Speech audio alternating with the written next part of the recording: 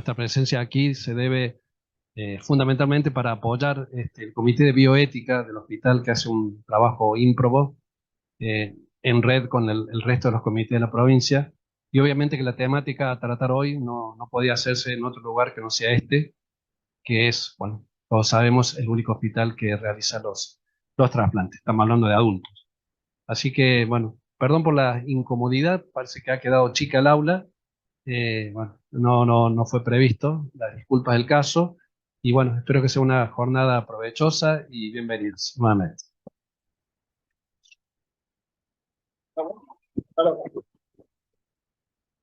Como decía el doctor Caminos, agradecerles a todos, agradecerle al doctor Martín Maraschio que está acá y que va a ayudar en la disertación, a los médicos del ECODAIC que también van a presentar. Eh, Como dijo el doctor, somos el hospital que realiza trasplantes en la parte pública en pacientes adultos, lo cual es algo fundamental que permite darle vida a la gente, ¿sí? Y no solamente es la parte médica, la parte quirúrgica, sino también la parte bioética y la parte humana que hay que tratar y manejar con los pacientes permanentemente.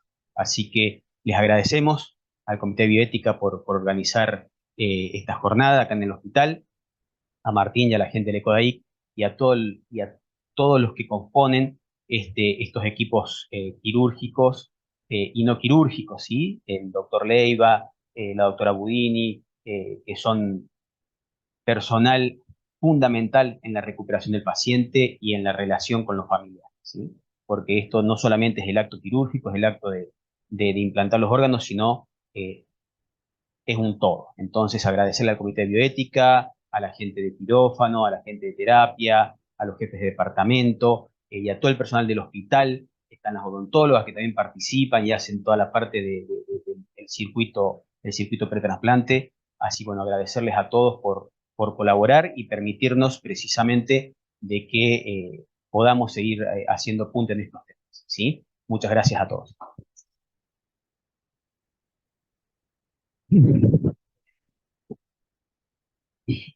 Nos tomamos un segundito para poder acomodarnos, así después arrancamos. Y ahora viene el gracias enorme a todos los que van a...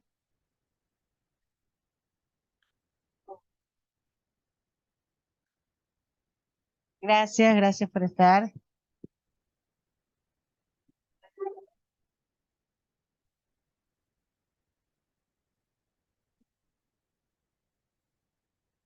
Traeremos.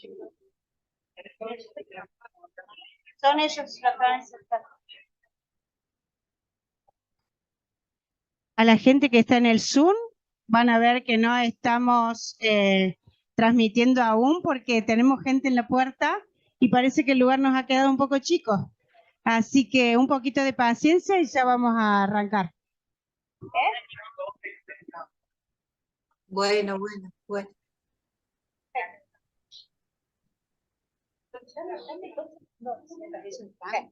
Yo aprovecho mientras que nos estamos acomodando para agradecer de manera especial, antes que se nos vayan todos los que han venido, pero nosotros como red podemos hacer muchas cosas, pero sin el apoyo de los directivos de las instituciones no podemos hacer casi nada, ¿no? Entonces, que tengamos este respaldo, que podamos ir a los hospitales, que los comités se sientan respaldados por las autoridades. Cada vez que vamos a una institución donde los directivos no solo permiten que el comité trabaje, sino que además acompañan las actividades, son los comités que logran sostenerse en el tiempo, ¿no? Nuestra red funciona hace más de 20 años, el área de bioética está hace casi 24 años, y eso se logra gracias al trabajo de cada uno de los integrantes del comité, que dedican tiempo, que dedican esfuerzo, que se capacitan, pero además de cada institución que le da cobijo a ese comité, ¿no? Porque si no logramos que todo el equipo de salud se comprometa, como está pasando hoy acá, con una gran alegría vemos que estamos representados todo el equipo de salud y que sumados al Zoom virtualmente tenemos el resto de la gente de los otros hospitales. Nuestra red tiene más de 16, 18 hospitales de capital e interior, públicos y privados, que trabajamos en conjunto, ¿no? Que aprovechamos lo que cada uno tiene de fortaleza y reforzamos lo que por ahí a otros nos puede faltar. Entonces, cuando nos queda chico el espacio, nos ponemos chochos, nos encanta, así que nosotros súper agradecidos. Y vamos empezando, Vilma, ¿crees? Bueno, el orden sería primero la gente del ECODAIC para darnos una mirada más general, después el equipo del doctor Marasquio aquí del hospital para contar la experiencia y sobre todo la idea es que podamos abrir la cabeza a los dilemas, por eso le pusimos controversias, ¿no? En el título no vamos a salir con las cosas resueltas para nada, ¿no? Pero la bioética promueve esto, ¿no? Que reflexionemos, que analicemos, que deliberemos, para que después podamos accionar y proponer mejores decisiones, ¿no? Ese es el objetivo de estos espacios, ¿no? Por ahí no se van a ir con un menú resuelto de cosas, pero sí escuchar a otros, escuchar a los que más trabajan en el tema y aportar, porque después lo más enriquecedor es ese espacio de intercambio y también hoy tenemos la suerte y la riqueza de que vamos a poder compartir un momento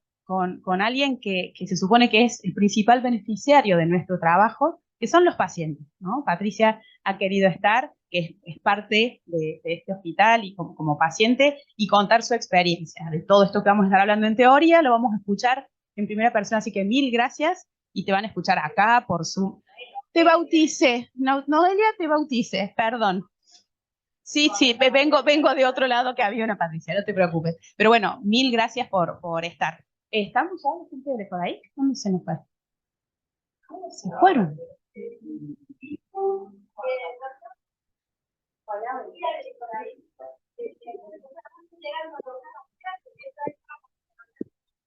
Bueno, entonces, dale, hacemos así. Dale. Doctor Marasquio, como dueño de casa, lo invitamos a que empiece. No, dice que hay gente de sí, cómo no, Mario. Por favor.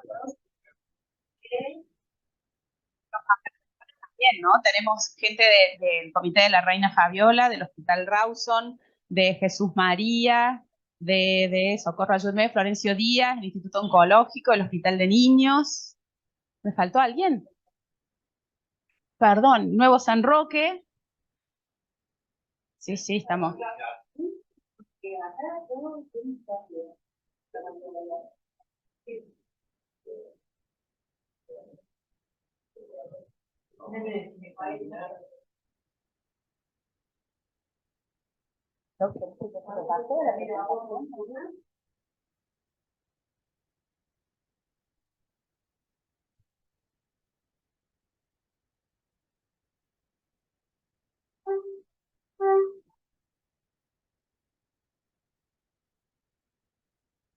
No, venga, pásense.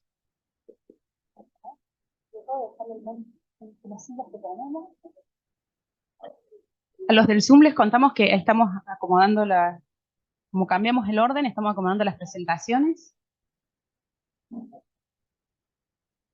¿Quieren?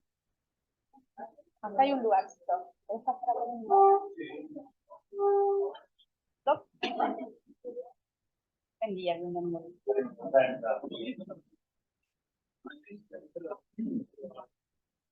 ¿Por qué son tantas más?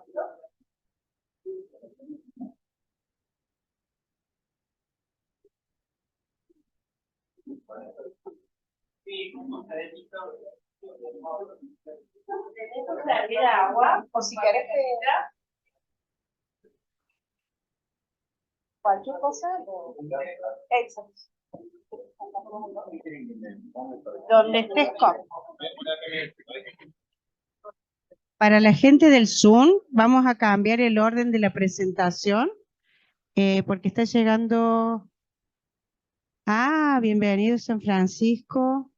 Vamos a cambiar un poquito la dinámica del encuentro en función a los disertantes. Así que vamos a empezar como locales con el doctor Marasquio, nuestro jefe de trasplante hepático. Hola, buen día a todos los presentes y los que están conectados. Veo algunas caras conocidas, pero la mayor parte no estoy conectado. Yo soy el doctor Marasquio, soy cirujano y soy jefe de trasplante hepático y renio pancreático acá. Más o menos lo pongo al tanto. Nosotros empezamos a hacer trasplante hepático y renio pancreático, por lo menos a hacernos cargo del programa de hace aproximadamente 3 años. Este, y bueno, el inicio un poquito costó un poco, pero bueno, nos fuimos organizando de poquito. Hoy por hoy, para resumirles, tenemos unos 70 pacientes en lista de espera de trasplante hepático, que son todos seguidos en forma continua, digamos, digamos, en consultorio, actualizando todas sus cuestiones de laboratorio, valoraciones y demás. Tenemos una, digamos, cola de espera para pacientes para evaluarse, que no es tan numerosa, pero debemos tener unos 15 o 20 pacientes. Y respecto y de la lista de espera, hablando de renopáncreas, tenemos aproximadamente unos 12, 14 pacientes en este momento. Ahora hoy habían subido 2 más, así que debemos estar cerca de los 15 pacientes, que para los que no conocen el tema, es una lista bastante numerosa, digamos. Si uno considera que los pacientes candidatos a renopáncreas, que los pongo al tanto, algunos porque por ahí no están familiarizados con el tema, son pacientes diabéticos en diálisis, en su mayor parte. Algunos son diabéticos que no están en diálisis y necesitan un trasplante de páncreas solo, pero quiero decir, para lo que es el número de pacientes que se trasplantan al año en la Argentina, es una lista bastante numerosa, ¿eh?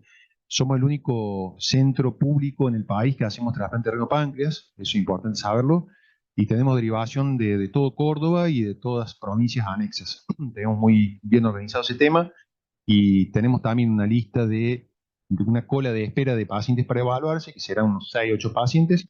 O sea que estamos, yo trabajo,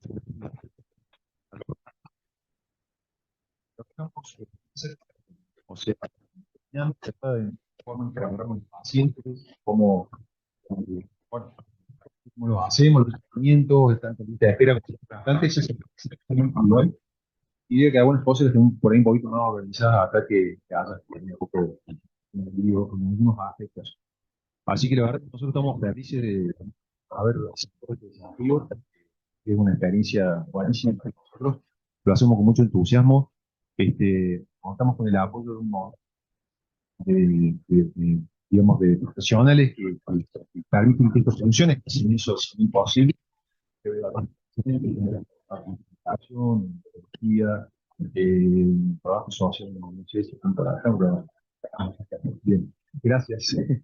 Eh, bueno, un montón de equipos y de servicios que, gracias a ellos, gracias también al apoyo de la dirección, terapia intensiva, que lo veo el doctor Leiva, fundamental.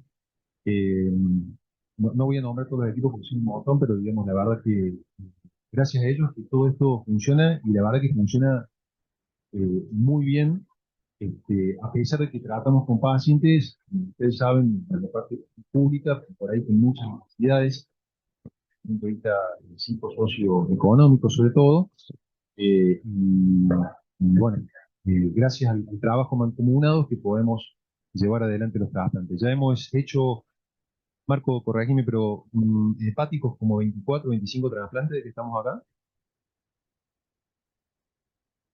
cerca de 30, que es un montonazo, digamos. Nosotros en pandemia largamos el programa de trasplante, ¿no? En el año 2020. Me acuerdo el fin de semana largo que largamos trasplante de reno páncreas, que fue en febrero, ¿no? ¿Fue, Marco? Sí. Fue un fin de semana largo de carnaval. Acá está la jefe instrumentadoras nuestra. Hicimos 3 trasplantes en 4 días feriados. Y bueno, teníamos una lista de espera medio acumulada y así que largamos con toda la carne al asador y ya del principio empezamos con el pie derecho y bueno, para que súper agradecido a todo el equipo de gente que nos apoya. 27 hepáticos y renopáncreas, cerca de 20, vamos a andar. Bueno, ya quiero terminar la introducción, pero ustedes dense cuenta que son pacientes que antes no tenían ninguna posibilidad, digamos, de vida, ¿no? Porque eran pacientes que antes no podían, digamos, acceder al trasplante directamente, tenían que ser derivados a alguna institución privada, y bueno, eso implicaba Y por eso en pacientes que se pueden trasplantar acá con resultados excelentes. O sea, no es que los resultados que tenemos acá son peores que en otro lado, o que el promedio de la Argentina, o que equipos de Buenos Aires, o que equipos privados. Son exactamente lo mismo. O sea, son buenísimos resultados. Eh, Vuelvo a decir, y ya lo voy a expresar ahora, con todas las dificultades que implica tratar con pacientes con serias deficiencias por ahí desde el punto de vista psicosocioeconómico. Bueno, sí, fue mucha introducción, perdón, pero quería ponerlo más o menos al tanto porque por ahí algunos no van a saber de qué estoy hablando, básicamente. Bueno, por supuesto que cuando uno habla, se refiere a cuestiones éticas, lo primero que nosotros, y de hecho es la primera diapositiva, y lo que más frecuentemente nos pasa, es el tema de las condiciones psicosocioeconómicas, ¿no? Nosotros obviamente que lidiamos con pacientes sin ningún tipo de cobertura médica, que son ministeriales o con, digamos, que tienen cobertura de salud, y algunos pacientes de obras sociales también tratamos. No es que la situación es súper diferente también pasa en la parte privada, porque en la parte privada también tenemos muchos pacientes con carencias, ¿no? Con distintos tipos de carencias, tanto sea pacientes de acá como pacientes de otras provincias. Y cuando hablo de distintos tipos, puede ser carencias de vivienda, de educación, problemas sociales, de apoyo familiar, de traslado, digamos, al centro de trasplante, problemas económicos, que bueno, hoy se han acentuado todos, ¿no? Como ustedes sabrán, y eso es una barrera y una dificultad. Acá lo tenemos un poquito más, por ahí más acentuado algunas cosas, pero no es que es súper diferente, y pueden decir mejor los trabajadores sociales de la parte privada. Pero sí en esto trabajamos mucho de forma mancomunada con el apoyo del Servicio de Trabajo Social. Los principales problemas están en el nivel educativo, de la lectocomprensión del paciente y de la familia. La accesibilidad de la institución es otro problema que tenemos también. Hay pacientes que viven en zonas rurales. Acá tenemos algunos ejemplos vivos de pacientes que nos ha costado mucho, digamos, mejorar o hacer sus condiciones más adecuadas para que tengan un post-trasplante, digamos, lo menos tórpido posible. Pacientes digamos, con a veces falta de contención de la familia y con falta de accesibilidad muchas veces a vivienda o servicios básicos, ¿no? Eh, bueno, en esto vuelvo a decir, nos plantea a veces cuestiones éticas.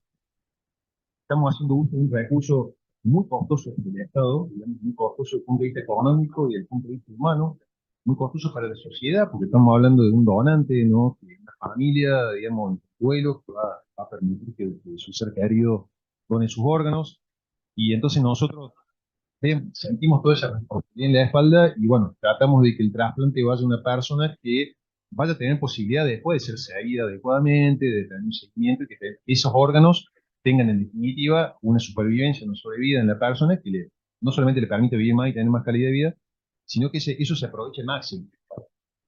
Y bueno, muchas veces hay cuestiones que nos planteamos todo el tiempo y que nos generan dilemas éticos en ciertas situaciones de, bueno, ¿qué hacer con este paciente si le damos la posibilidad o no de un trasplante de un órgano a vida de todas estas situaciones que rodean al paciente? En el caso de los trasplantes de páncreas y renopáncreas, yo había explicado en un principio, son pacientes diabéticos que estén en diálisis, habitualmente pacientes diabéticos jóvenes que han tenido muy mala adherencia al tratamiento y por eso llegan al trasplante o eventualmente llegan en diálisis. En poco tiempo perdieron la vida o tienen alguna amputación, están en insuficiencia crónica terminal y demás, y en este momento necesitan un trasplante. Y justamente estos pacientes que habitualmente, por su mala adherencia al tratamiento de la enfermedad de base, la diabetes, han llegado a esta situación solo que nos tocan, digamos, ofrecerle el trasplante, ¿no? Entonces, bueno, imaginarán ustedes que es un dilema también ético y tenemos grandes discusiones acerca de esto y por supuesto que en muchos casos podemos hacer algo por mejorar, digamos, sea la accesibilidad del paciente o si usted no trata por el tratamiento, muy fácil, en algunos casos mejorar un poco las condiciones socioeconómicas, pero bueno, las principales preguntas que nos hacemos nosotros es si este paciente se va a poder adherir bien al control post-trasplante. Acuérdense que en el trasplante, calculo que todos están familiarizados, pero el trasplante empieza con la cirugía y sigue después con todas las complicaciones que puede tener la cirugía, y con el seguimiento del paciente y la adherencia del paciente a un tratamiento y a un seguimiento médico. Entonces, imagínense que eso implica digamos, tiene que tener tierra fértil en el sentido de que el paciente tenga las condiciones psicológicas, intelectuales, sociales y económicas para permitir que todo eso se dé, ¿no? Por más que se accede en forma gratuita a muchas cosas, hay que coordinar muchas cosas. Y eso a veces nos plantea distintas situaciones no conflictivas desde el punto de vista ético. Otra situación que nos da no frecuentemente, y tenemos ejemplos acá de pacientes que se nos ha dado, pacientes que necesitan un retrasplante, pero que han perdido ese órgano justamente por no cumplir con esta adherencia que les digo al tratamiento, al seguimiento, etcétera, etcétera. Entonces, bueno, ¿qué hacer con ese paciente? Muchas veces se trata de pacientes jóvenes, que tienen 18, 20 años, 25 años, no, todo por delante, pero han perdido los órganos, sobre todo los trasplantes hepáticos, por falta de adherencia al tratamiento. También muchas veces pasa frecuentemente esto en la adolescencia, que es una época muy complicada para los pacientes que dejan de hacer el tratamiento, se ponen muy rebeldes. Bueno, hay toda una serie de cuestiones que nosotros tenemos en cuenta, tratamos de trabajar mucho en la adherencia al tratamiento, de asegurarnos, tratamos en la medida de lo posible que el paciente está adherido y va a seguir adherido al tratamiento. A pesar de todo eso y de las valoraciones que hacemos de un tema psicológico, social, ¿no? Puede llegar a adherirse o no.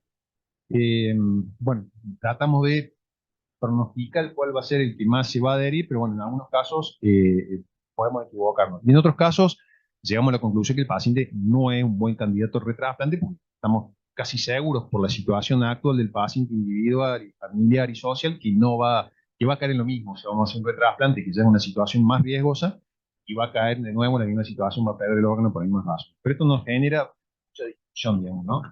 Es un tema importante. Después otra cuestión que tenemos importante es la cirrosis. El alcohol es la causa de cirrosis, digamos, que lleva al tratamiento de los pacientes. Y bueno, está la cuestión de valorar bien, lo mejor posible, que el paciente esté realmente, no vaya a reincidir en el etilismo. Nos ha pasado en algunos casos, que los pacientes reinciden, a veces no reinciden a niveles de un alcoholista, pero sí reinciden en el consumo de alcohol. Y hay distintas formas de valorar que eso no vaya a suceder, pero en algunos casos nos pasa que a pesar de la mejor de la valoración, el paciente reincide. Y en algunos casos nos llegan pacientes con complicaciones agudas muy graves y no tenemos tiempo para, digamos, los tiempos del trasplante no son los tiempos por ahí, digamos, que necesita la psicología o el trabajo social, y necesitamos rápidamente decidir qué vamos a hacer con este paciente, ¿no? Un paciente joven que a lo mejor ya tiene cirrosis instalada y que está consumiendo, y que consumió hasta hace 3 días antes de que nos lo deriven muy complicado y en terapia intensiva, y tenemos que decir, bueno, esas son cuestiones éticas que por ahí nos acudimos mucho a trabajo social, a la parte psicológica, para ver si en la eventualidad de un trasplante el paciente va a tener posibilidad de hacer un cambio drástico en su vida. Muchas veces el tiempo no nos lo permite hacer, pero bueno, tratamos de ser lo más centrados posibles y no avanzar en un trasplante que va a terminar en un fracaso. Y después hay un par de situaciones que, bueno, son mezclados entre operativas, éticas y demás, pero las tengo que plantear porque a nosotros nos genera, es fuente de gran frustración, de gran frustración también para todo el equipo, y a veces es que cuando un paciente necesita ser derivado en tiempo y forma, no tenemos la posibilidad de recibirlo porque estamos saturados de camas y demás, y bueno, ese paciente a veces se le pasa la ventana del tratamiento, ¿no? O sea, en esta espera a veces se complica demasiado y no llegamos a poder ofrecerle la posibilidad de recibirlo, valorarlo y demás. Así que bueno, esa es otra situación que al menos a nosotros nos deja un poco, digamos, con algunos sentimientos encontrados, por más que sabemos que siempre se hace mejor, muchas veces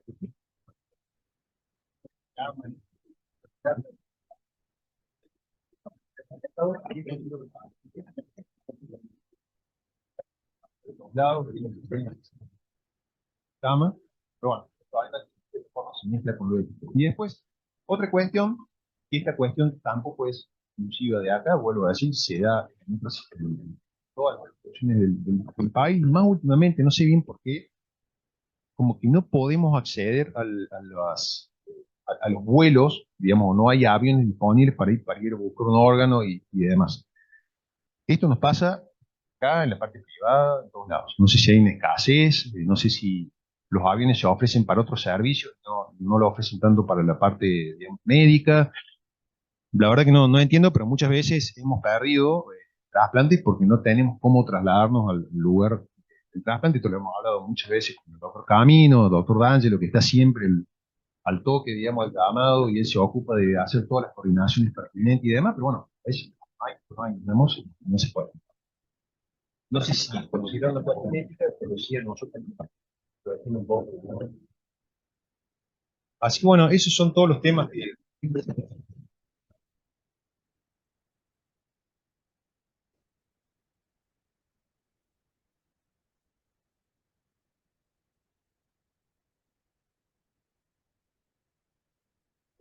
Andrés, ¿habilitamos preguntas ahora o después al finalizar? Bueno, doctor, ¿quiere tomar asiento? Así después hacemos las preguntas. Por favor.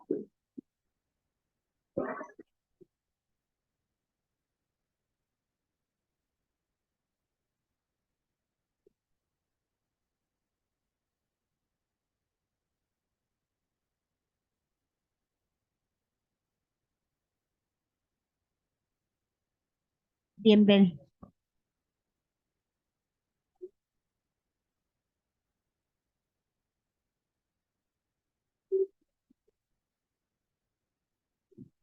Yo casi conocí el doctor tanto tiempo ahí. Yo me autopresenté. ¿Ah? No, mil disculpas nuevamente, porque la verdad que pasó algo. El doctor me dio, no, ya está en el marido, ahí lo veo al negro Leiva. El doctor también distancia, bueno, mucha gente conocida, un poco de acá. Presentarnos oficialmente. Ahí, trabajo como agente coordinador de la Relación Local de la provincia de Córdoba. Dependemos del Ministerio de Salud de la provincia, en este caso, de ustedes. Y aparte somos bueno, somos representantes del Municipal de Córdoba. Tiene una jurisdicción del Municipal de Córdoba. Y aparte somos cabecera de la región centro, que desde el punto de vista de la procuración y el trasplante involucra a Córdoba, Catamarca, La Rioja y Santiago de Chile. ¿Qué significa esto? Porque es importante. La mayor parte, de los pacientes de esas provincias diría más del 90%. Entonces hay un vínculo permanente. Y cada vez que hay un donante en alguna de esas provincias, nosotros con el CODAIC le damos soporte logístico para el traslado de los órganos, para el traslado de los sueros, de los estudios que son necesarios para evaluar la compatibilidad que se hacen acá en Córdoba de esas provincias. Me acompaña el doctor Martín Torres, seguramente ya te presentaste. ¿No se presentó? Bueno. El doctor Martín Torres fue el que me trajo a trabajar al ECODAIC hace 30 años. ¿Ah? Fue uno de los directores del ECODAIC. Aparte, él fue durante muchos años vicepresidente del INCUCAI. ¿Y por qué me interesa a mí personalmente que esté acá? Más que hacer una presentación, queremos hacer un intercambio de opiniones, porque él es el representante de Relaciones Internacionales del INCUCAI actualmente. ¿Está bien? Y es un tipo que en este tema de la bioética sabe mucho, me salva las papas porque verdaderamente uno hace agua en algunas cuestiones que no son, digamos, su especialidad. Y aparte estoy con Cecilia Franzolini, Ceci Bení, ella es trabajadora social. ¿Y por qué es importante esto? Porque el proceso de oración y trasplante es un proceso muy complejo, pero es un proceso, una práctica médico-social, como nosotros le llamamos. Y quizás te pongo la presentación. ¿Ya? Ah, bueno. Ah, perdón. No sabía.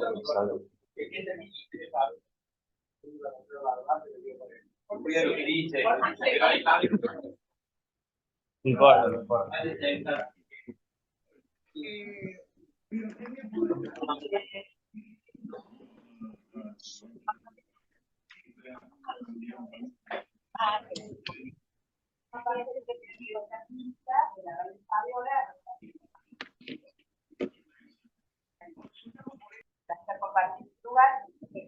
forma parte de la red de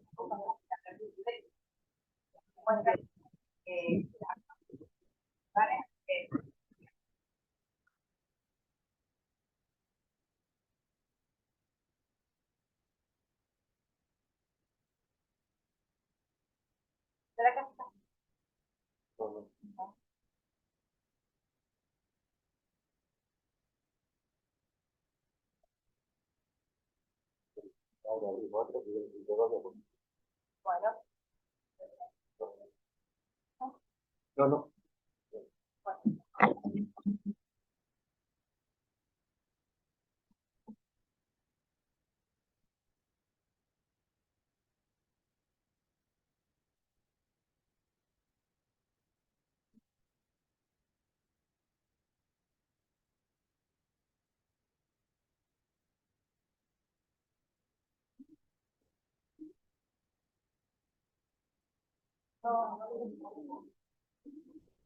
Bueno, no hay problema.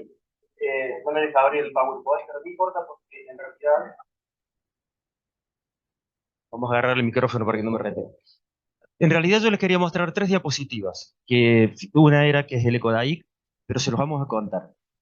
Nosotros desde el ECODAIC tenemos una función que es muy importante, quizás la más importante para nosotros, no para el resto.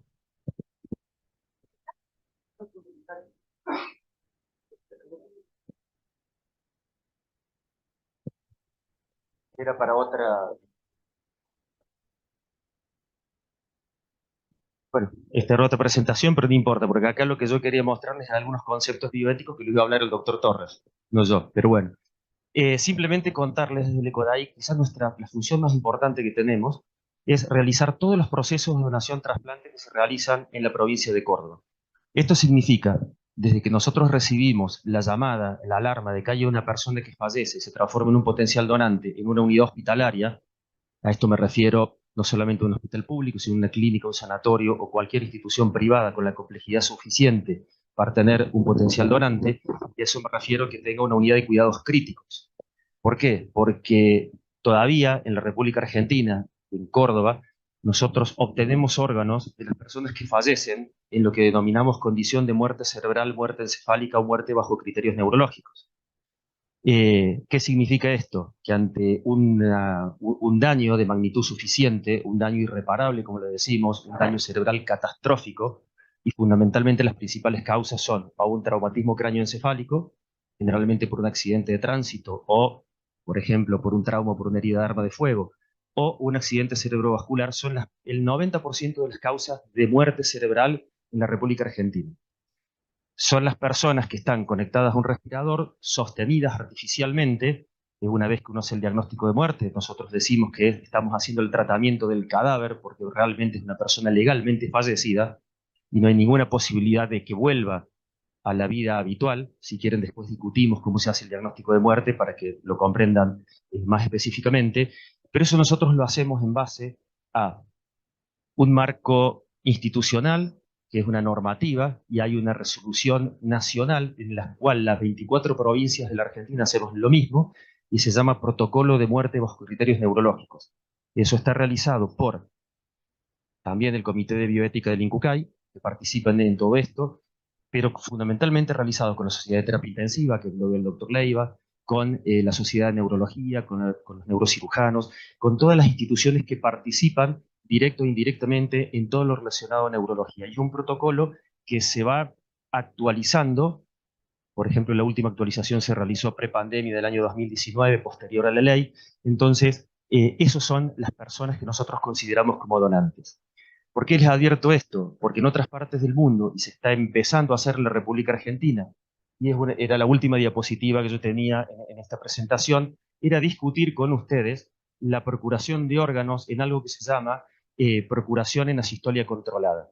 ¿Qué significa? Que son pacientes, y ahí hay un debate bioético muy importante que después Martín Torres les puede comentar, pero son pacientes que tienen un daño cerebral irreversible, que todavía están sostenidos artificialmente porque la muerte cerebral no se puede diagnosticar, pero esos pacientes o firman un consentimiento informado, es su familia el que firma un consentimiento informado, se desconectan, se produce la parada cardíaca e inmediatamente ingresa el equipo de extracción de órganos para realizar precisamente la ablación. Cuando nosotros hablamos de ablación, hablamos de extracción de órganos y tejidos para trasplante. Es un tema que está sostenido legalmente, hay una ley específica que después les puedo mostrar, hay un protocolo específico que realiza el INCUCAI a tal efecto que se puso en vigencia en el año 2022, y ya se han realizado en la provincia de Buenos Aires, en la provincia de Tucumán, en la provincia de Corrientes, los primeros casos de donantes en lo que se denomina sistolia controlada, que es algo que nosotros trabajamos, y ya lo hemos hecho en otra oportunidad, Fernanda, creo que vos participaste, en una charla que tuvimos antes de la pandemia con muchos integrantes de terapias intensivas, que hablamos de lo que es el límite de esfuerzo terapéutico. Eso está legalmente establecido en la República Argentina. ¿Por qué les pongo todo esto? Porque en el mundo, en España, el 30% de los donantes que ellos tienen son en asistolia controlada. Entonces es un tema que en el mundo se realiza, España, Francia, Bélgica, los Países Bajos, en los Estados Unidos. Entonces esa era una de las intenciones que teníamos, de traer ante todos ustedes que participan en estas acciones relacionadas con la bioética, para empezar a discutir esas cosas, que por ahí son difíciles, sabemos que son complejas, pero hay que ponerlas sobre el tapete.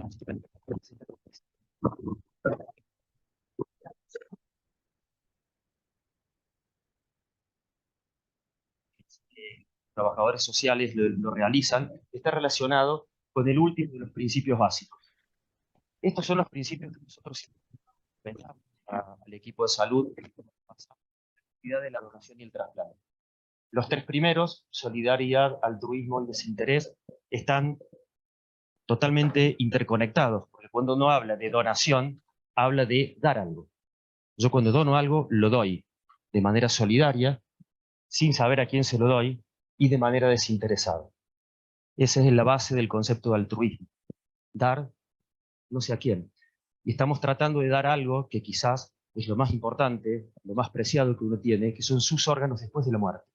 Entonces yo me anoto como donante, soy donante como establece la ley argentina actualmente, que después lo vamos a ver, después de mi muerte, pero no sé a quién van esos órganos. No se puede direccionar, no se puede dirigir la donación.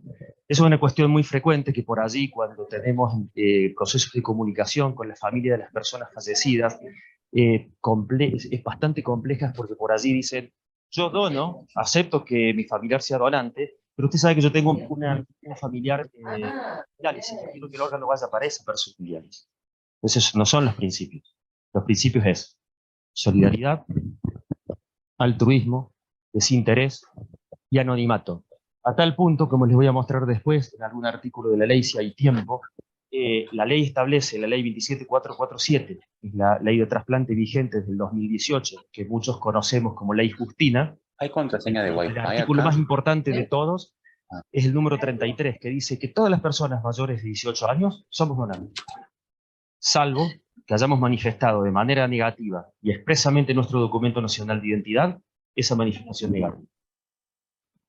Si ustedes se ponen a ver en el promedio, en el grueso de la sociedad argentina, es muy bajo el porcentaje de personas que cuando hicieron algún trámite del registro civil se manifestaron de manera negativa.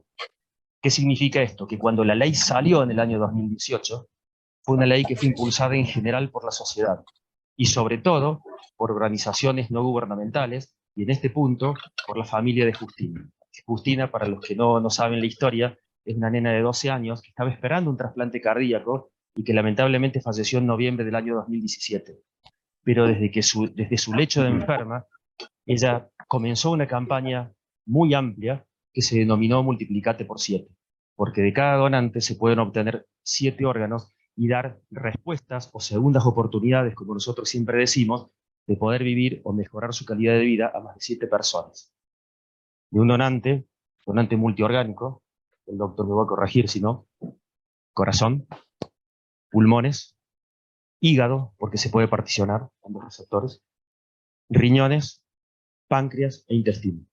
O sea, de un donante multiorgánico óptimo, se pueden dar respuesta a 9 personas. Y no estoy contando los tejidos. Cuando hablamos de tejidos, ya es bastante más amplio. Porque un donante, más allá de las 2 córneas que se pueden trasplantar en 2 potenciales receptores, los tejidos podemos obtener, si el corazón no se puede utilizar como órgano, se puede utilizar como válvulas cardíacas. Entonces eso es un tejido que se extrae, que se...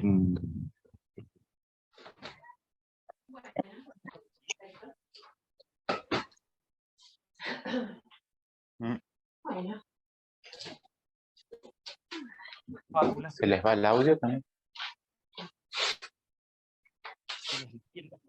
Ustedes pertenecen, muchos de ustedes, al Hospital Córdoba y saben lo que es. Entonces, la piel, no les voy a decir a ustedes, pero la principal complicación de los de piel, a veces con membrana amniótica que nosotros tenemos en el banco multitejidos. Y de un donante de hueso de tejidos, una persona que fallece y dona sus huesos, se pueden implantar no solamente directamente, por ejemplo, una persona con tumor de fémur, se extrae y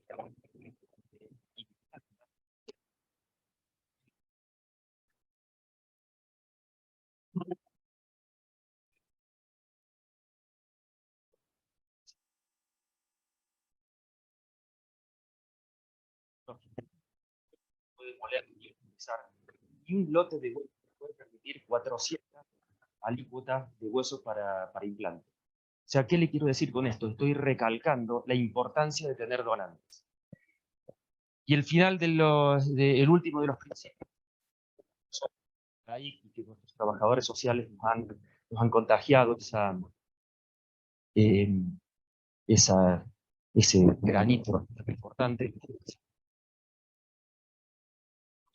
El ECODAIC trabajamos en todas aquellas personas que no tienen cobertura social y les garantizamos, a través del Ministerio de Salud de la provincia de Córdoba, el acceso al trasplante.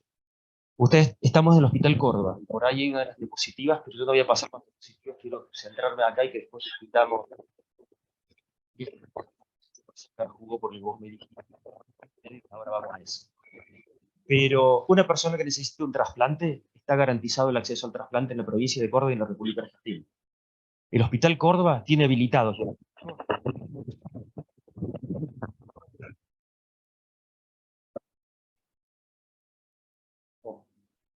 Dale. De esto después lo hablamos si hay.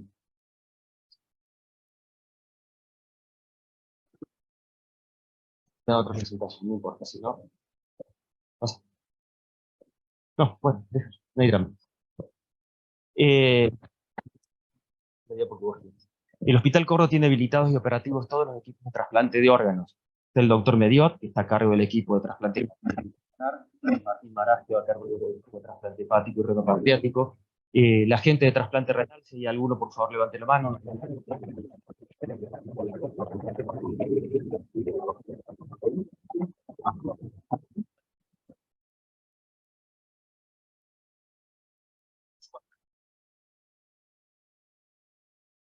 Trasplante cadavérico.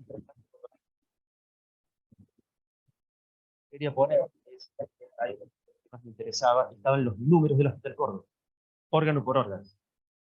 La cantidad de trasplantes con donante vivo, trasplantes renales con donante vivo, la cantidad de trasplantes hepáticos, de renopancreáticos. Martín ya lo dijo. Pero es sumamente importante el trabajo. Nosotros en la diapositiva que siempre presentamos en todos los ámbitos, que la presentamos con mucho orgullo, porque Córdoba tiene habilitados y operativos todos sus equipos de trasplante. Y algo que siempre nos gusta mencionar es que en pandemia siguieron operativos todos los equipos de trasplante. Y se realizaron muchos trasplantes en pandemia, sobre todo trasplantes renales, que eran quizás los que más salieron. Pero vos te crees, lo voy a leer sin anteojos. ¿Ah? ¿Se escucha bien ahí? Sí. Bueno, les pido disculpas porque el compu no me lee la presentación que era exclusiva de eso, que eran 3 o 4 diapositivas relacionadas al Hospital Córdoba, pero por eso las estamos diciendo. Y finalmente, ¿por qué me voy a quedar en todo esto? Porque se estuvo hablando estas últimas semanas, no nos queremos meter, y yo personalmente, mucho menos en cuestiones políticas ni ideológicas, pero se puso en el tapete lo que es, digamos, el cambio del sistema de donación y trasplante, o se pone, digamos, en discusión del sistema de donación y trasplante por un sistema de libre comercialización de órganos.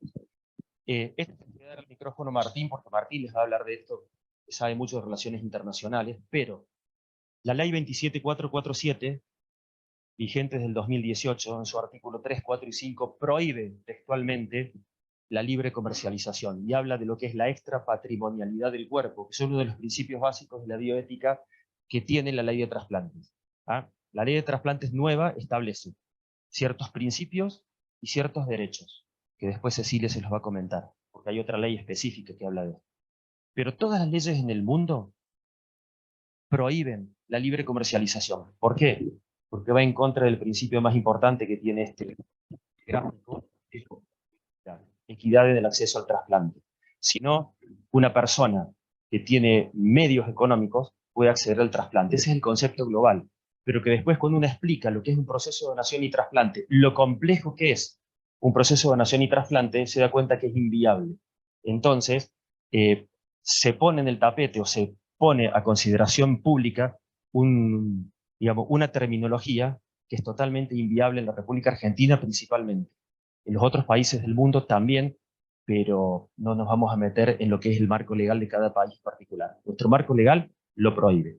Y si alguien quiere cambiar las reglas de juego, deberíamos dejar de hablar del sistema de donación y trasplante, porque cuando hablamos de donación, hablamos de dar solidariamente, de manera altruista, desinteresadamente y anónimamente. Deberíamos cambiar el sistema. En lugar de Sistema Nacional de Donación y Trasplante, debería decir Sistema Nacional de Libre Comercio o lo que fuere. Entonces, cuando hablamos de esto, yo le doy el micrófono a Martín y a Ceci, que no me digan que soy muy hablador. Cuando hablamos de esto, lo más importante es establecer o explicar por qué es imposible comercializar los órganos. Quizás se refiera al trasplante con donante vivo. Yo les dije, el Hospital Córdoba hace trasplante con donante vivo. En la República Argentina, en promedio, por año, se hacen 400 trasplantes con donante vivo. Y el Hospital Córdoba podría hacer mucho. Yo recuerdo que Pablo Novoa, mucho antes de la pandemia, nos decía que si fuera por la capacidad operativa, podrían hacer un trasplante con donante vivo todos los lunes. Oh, me equivoco, Jorge, corregime. Era correcto. O sea, y en Córdoba, el año 2019, que fue el año récord, como ustedes vieron en esas fotitos que pasamos rápidamente, se hicieron 85 trasplantes con donante vivo. O sea, el trasplante renal es la práctica más comúnmente realizada, la práctica más numerosa dentro de los trasplantes que se realizan en el país y en Argentina, por una razón lógica. Cuando el riñón falla y entra en insuficiencia renal, se puede reemplazar por un aparato de diálisis, hemodiálisis, diálisis peritoneal. Porque la función del hígado, no. Obviamente. Bueno. La función cardíaca, doctor, tampoco. El corazón no se puede reemplazar por una máquina, salvo por periodos muy cortitos, y la función pulmonar tampoco. Pero el riñón, las personas en diálisis pueden soportar, lamentablemente, mucho tiempo, y soportan mucho tiempo en diálisis porque si bien el trasplante renal es el tratamiento de elección de la insuficiencia renal crónica, nosotros tenemos un déficit, principalmente los que trabajamos en el sistema de donación y trasplante, pero va extensivo a todo el equipo de salud, porque no generamos los donantes suficientes. Y ese es el gran desafío que tenemos y es el último concepto que quiero plantear. Para que Martín Marasquio haga todos los trasplantes que él dijo, para que se puedan realizar los 80 trasplantes que hizo el Hospital Córdoba el año pasado, que quizás tengan capacidad para aumentar mucho la cantidad, se necesita la generación de donantes. Y ese es el gran desafío del sistema de salud. Venimos trabajando hace muchísimos años y hace muchísimo tiempo que seguimos persiguiendo la utopía de aumentar la generación de donantes. La escasez de órganos es el principal problema de los trasplantes en el mundo, pero hay otros países que gracias al esfuerzo, a la concientización, al convencimiento del equipo de salud, lo logran.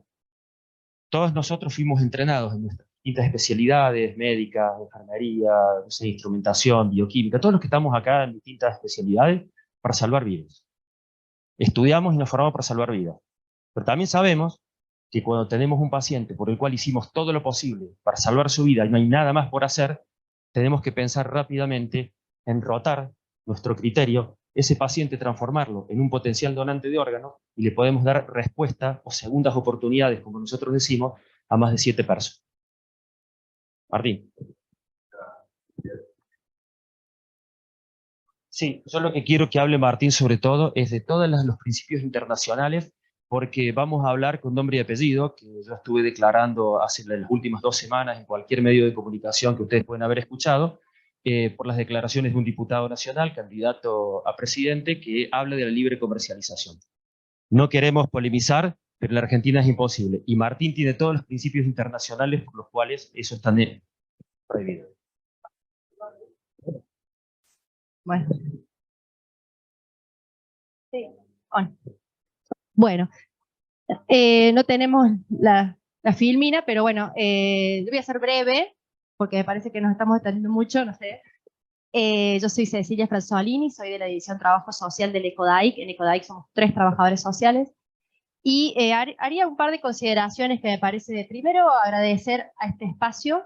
Nuestra área de trabajo, donación y trasplante, creo que todas las áreas de salud están atravesadas por la bioética, claramente, pero en nuestro caso tenemos muchos dilemas que permanentemente se nos presentan. Desde el área social, lo que planteó el doctor Maraschio, se presentan a diario en los equipos de trasplante, ¿no? Y creo que la mejor manera es dialogándolo en equipo. Lo social es muy dinámico. Nos pasa que las profesiones quizás que no están en nuestra área a veces no logran comprender lo dinámico o no nos cuesta mucho seguirle el ritmo a la realidad. Actualmente nos encontramos con una realidad socioeconómica muy compleja. Hay un deterioro social, ustedes lo verán, económico muy grave.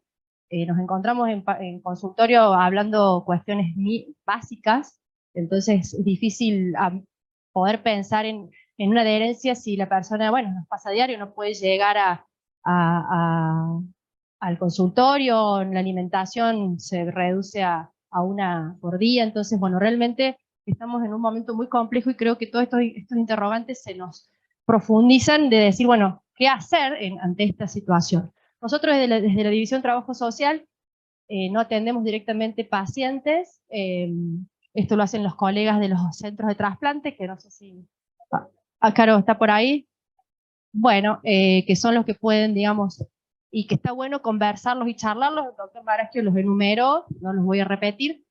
Desde el área de la División de Trabajo Social, como para comentarles algo nuevo y también distinto, y también para pensar juntos, que nos gustaría, estamos queriendo incluso generar un espacio. Hace ya varios años que participamos en lo que es los procesos judiciales para donación en vida no relacionada. O sea, personas que quieren donarle a algún no familiar y que la ley explícitamente no autoriza, sino es por medio de un trámite judicial que está tipificado en la ley, en el cual hay una audiencia en donde se hace un peritaje y allí se nos presenta permanentemente un dilema en esto de que, bueno, estamos pensando en una persona que tiene todos estos principios, ¿no? Generalmente de altruismo, los manifiesta, a veces no tan claro. Bueno, y ahí es donde nos genera siempre decir, bueno, qué opinar o qué proponer con el equipo, más allá de que el equipo ya tiene una mirada, bueno, qué podamos nosotros agregar, ofrecer o indagar o facilitar para que eso se dé, siempre y cuando se reúnan esos principios, ¿no?, que están en la ley.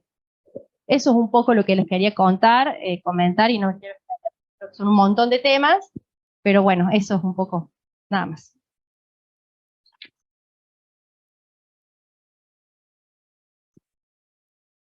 Bueno, gracias Fernanda por la invitación y a todos los presentes, porque verdaderamente tocar este tema de la donación y trasplante no tenemos generalmente muchas oportunidades. Ya Diego Gracia, que todos los bioeticistas, los que están relacionados con la bioética, saben que es el padre de la bioética relacionada con la medicina en general, pero específicamente con trasplante tiene una publicación, un libro que toca este tema, y él plantea la cuestión desde diferentes puntos de vista.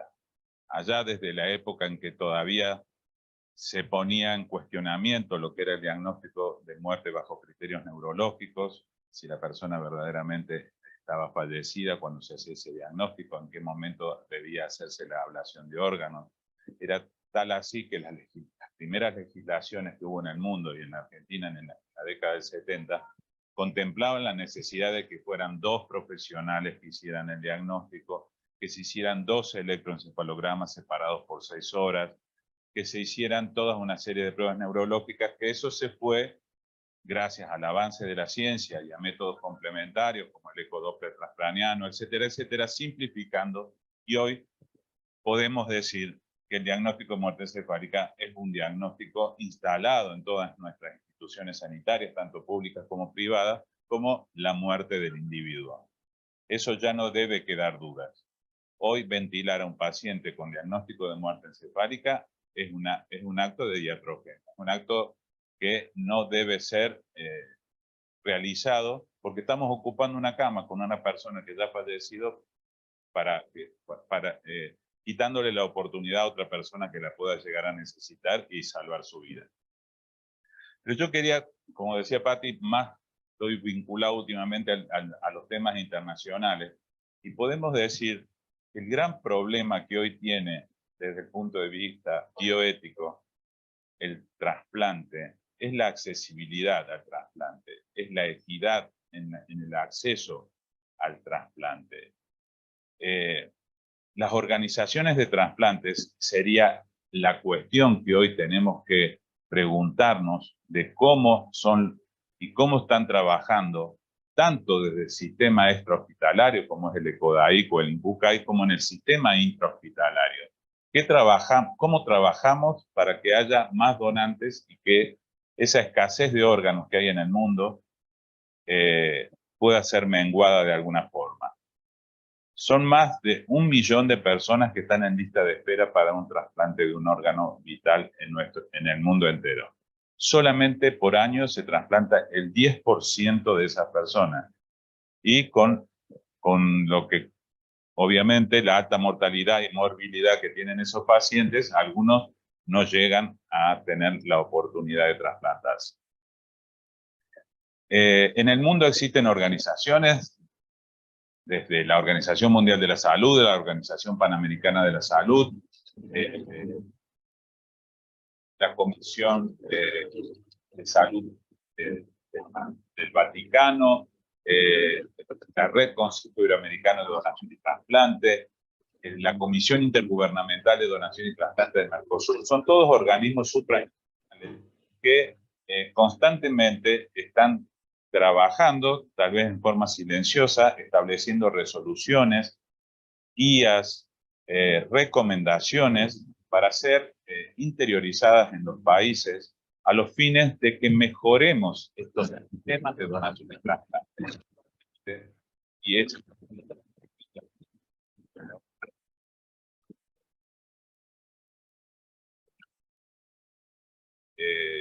bastante elemental, pero que tiene en cuenta todos los aspectos vinculados desde el proceso de donación cadavérico y de donante vivo hasta el trasplante propiamente dicho y el seguimiento de los pacientes trasplantados, porque parece que la historia termina en el trasplante, pero es tan importante el trasplante como el seguimiento. Si un paciente no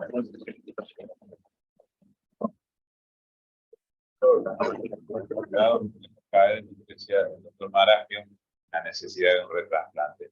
Y en esto tiene que ver también los aspectos sociales, donde se nos Cecilia, en donde es necesario la contención social de esos pacientes, que el Estado se tiene que hacer cargo de esa contención social para que esos pacientes puedan tener una cobertura lo suficientemente digna de tanto de su actividad, de la parte laboral, de la parte social, reintegrar. No nos damos cuenta. Hace unos años atrás, trasplantados hay todo el resto de la sociedad, pero la utilización de los medicamentos de inmunosupresores puede llevar una vida prácticamente normal. Esta escasez de órganos para trasplante nos lleva. Bueno, esto es algo muy importante, que hoy pacientes trasplantados, muchos de ellos hacen una actividad deportiva, incluso nos superan a los que no estamos trasplantados en muchas de sus marcas. se hacen un campeonato nacional,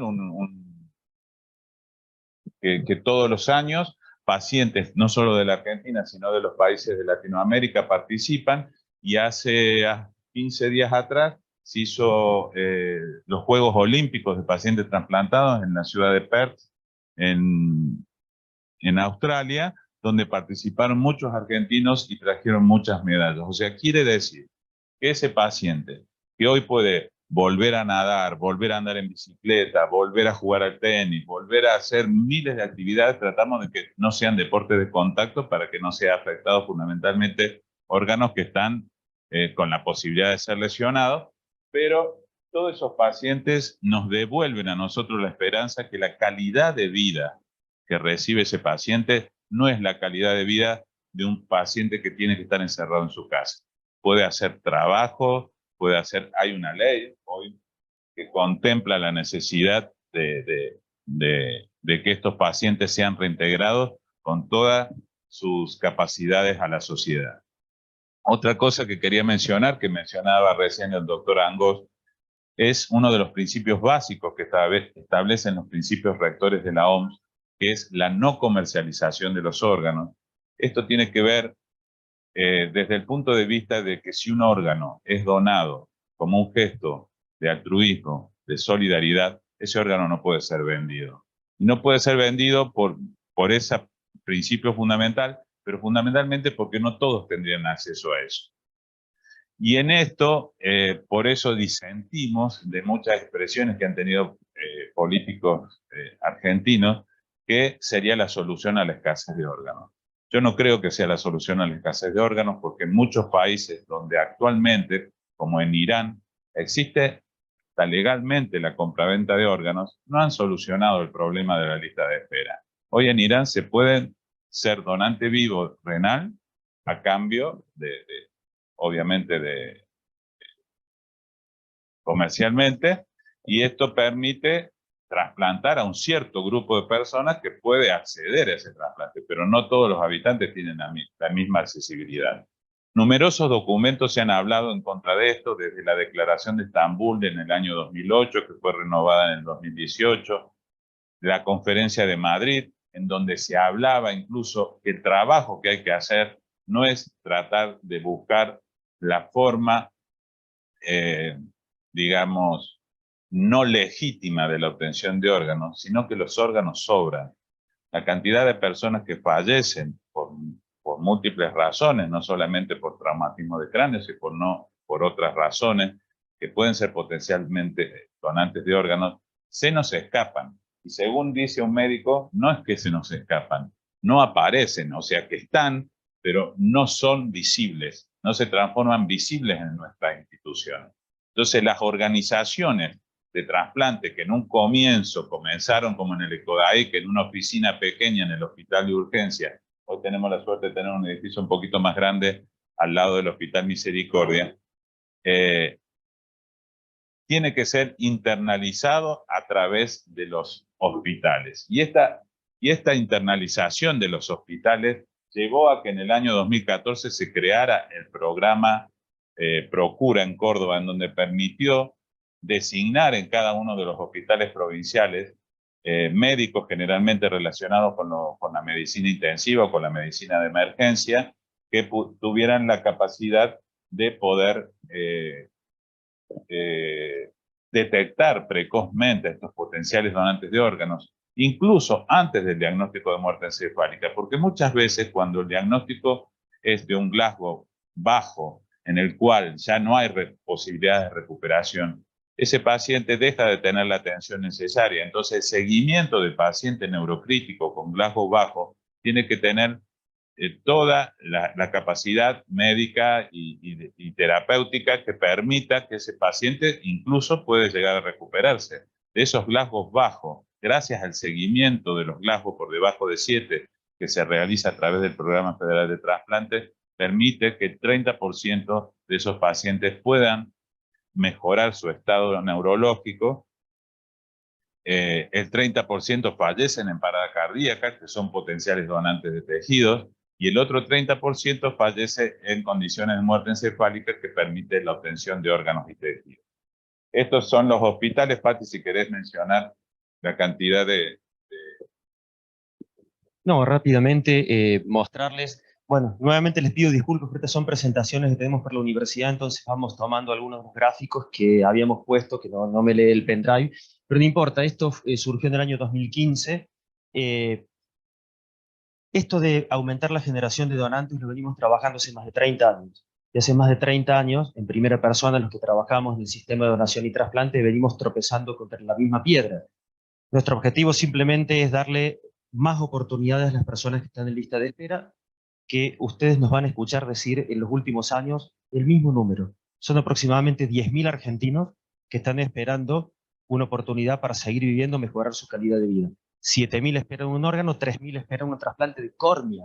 Hay 3.000 personas que esperan un trasplante de córnea, cuando hay 350.000 muertos por año en la República Argentina.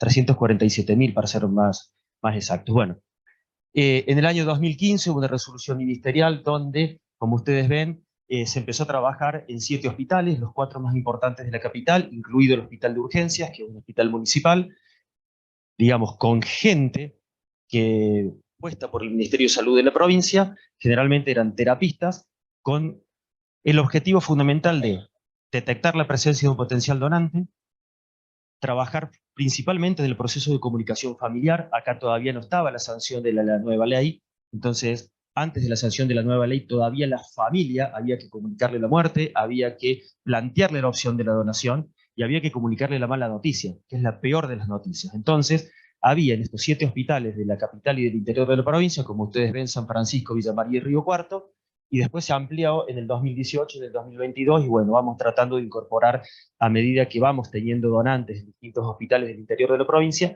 vamos incorporando equipo capacitado. Pero fundamentalmente esas personas, terapistas, o muchas personas enfermeras, que estamos teniendo desde el año 2020 gran cantidad de enfermeras por una apertura que se hizo a nivel nacional desde el INCUCAI, y eso es una muy buena acción. Y esas personas que estén entrenadas, como les dije, en detectar a la persona fallecida, en establecer el proceso de comunicación con la familia, hacer el diagnóstico de muerte, por supuesto, y fundamentalmente trabajar en el tratamiento del donante. El tratamiento del donante es el mantenimiento de un paciente en terapia intensiva que fallece y se transforma en potencial donante, al solo fin de mantener oxigenados los órganos para que después el doctor Mediot, el doctor Maraschio, los puedan trasplantar correctamente, o la gente del equipo de trasplante renal. Entonces, un paciente que fallece, un potencial donante bien mantenido, es sinónimo que esos órganos van a funcionar mejor en el receptor. El tratamiento del trasplante del receptor comienza con lo que nosotros hacemos manteniendo un donante. Entonces es un concepto muy importante, sobre todo para el equipo médico. Bueno, esa fue la génesis de este programa provincial de procuración, que al día de hoy tiene más de 60 personas, casi 80 personas, puestas por la provincia de Córdoba en los distintos hospitales públicos, tanto del interior como de la capital. Esto nos permitió, junto a la sanción de la ley, en el año 2019, tener el récord en cantidad de donantes y trasplantes realizados en la provincia de Córdoba. Después vino la pandemia, y ahora, lo que va del 21, 22 y parte del 23, se observa una recuperación en la cantidad de donantes y números similares a lo que teníamos previo a la pandemia. Todo esto que le estamos diciendo, como les dijo Martín Torres, es insuficiente. En Córdoba hay 740 cordobeses que están esperando un órgano para trasplante, y hay 220 que están esperando una córnea. No deberían existir.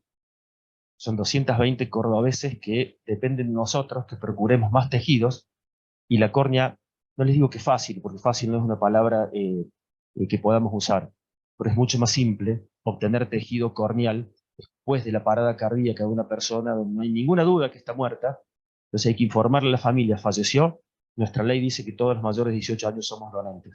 Básicamente, de manera simple, es más o menos el diálogo que tenemos con las familias. Bueno, este es el programa provincial de procuración. No sé si... No, una sola cosa más que es importante que el desarrollo de trasplante a veces es en las grandes ciudades, en las grandes provincias, y hay provincias que quedan con poca desarrollo de trasplante. Entonces, esa accesibilidad tiene que ser trabajada en forma nacional, que todo el país, vivamos en Jujuy, en Tierra del Fuego o en cualquier, sea la misma posibilidad que tienen los pacientes que viven en las grandes capitales. Otra cosa que quería mencionar, que en cuanto a la accesibilidad, hay más de 30.000 pacientes en diálisis en la Argentina. Hay un registro nacional de diálisis que lo lleva la Sociedad Argentina de Nefrología junto con el INCUCAI, que constantemente están mostrándonos esa realidad de esos más de 30.000 pacientes que tendrían, algunos no lo tienen, pero la posibilidad de trasplantarse. ¿Cuántos hay anotados en lista de espera? Solamente 6.000 pacientes están anotados en lista de espera. Y de esos, ¿cuántos se trasplantan por año? No se trasplantan más de 1.800, 2.000 pacientes por año. Entonces, estamos trabajando muy por debajo de las necesidades reales de las patologías. Y sin hablar de otras patologías que quedan sumergidas en la falta de diagnóstico o en la falta de indicación de trasplante, como puede ser la insuficiencia hepática, como puede ser la insuficiencia cardíaca, ni hablar de los pacientes con problemas pulmonares. Y otra cosa que quiero mencionar es la necesidad de cooperación con países que tienen menor posibilidad de acceder a estos tratamientos, como pueden ser nuestros países limítrofes, Bolivia, Paraguay, Ecuador, Perú, en el que constantemente estamos trabajando en convenios de cooperación a los fines de que puedan desarrollar sistemas similares al argentino y que permitió a la Argentina darle hoy una respuesta no suficiente, pero por lo menos a aquellos pacientes que están en riesgo de vida que puedan trasplantarse. Y lo que el doctor Angos me pone acá, que la donación en las historias, podríamos hacer nada más que una jornada para hablar en donación en asistolia. Decía el doctor, entre el 30 y 40% de los pacientes en España hoy son donantes en asistolia. Y esto llevó a que prácticamente no haya necesidad de trasplante con donante vivo, porque la posibilidad de trasplantarse, hoy los pacientes en España no esperan más de un año el trasplante. En este caso estamos hablando de los trasplantes renales. Y esto fue llevado, fue una evolución que tuvo, que allá por el año 93 se establecieron los criterios de Maastricht en Holanda, en donde se estableció la donación en asistolia en 5 grupos diferentes. Hoy están clasificados en lo que es la asistolia controlada y la asistolia no controlada. La asistolia no controlada es el paciente que ingresa en parada cardiorrespiratoria al servicio de emergencia, es reanimado y en esa reanimación lamentablemente no se puede recuperar la función cerebral.